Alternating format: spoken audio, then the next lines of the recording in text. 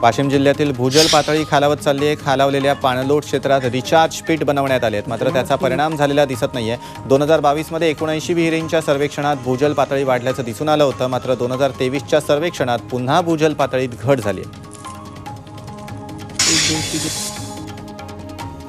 यवतमाळ नगरपालिकेच्या अंधाधुंद कारभाराविरोधात काँग्रेस कार्यकर्त्यांनी मुंडण आंदोलन केलं। मालमत्ता करात नियमबाह्य पद्धतीनं 500 पट केलेली करवाढ ही नागरिकांची फसवणूक असल्याचा आरोप काँग्रेसनं केला आहे।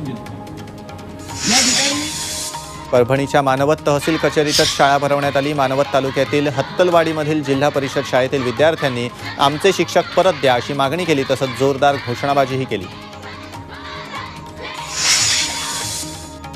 केंद्र सरकारच्या हिट अँड रन कायद्याविरोधात परभणी जिल्हाधिकारी कार्यालयावर लाल बावटा वाहन चालक मालक संघटनेनं रास्ता रोको तसंच जेल भरो आंदोलन केलं। विविध मागण्यांसाठी हजारो चालक मालक वाहकांची यावेळी गर्दी झाली होती।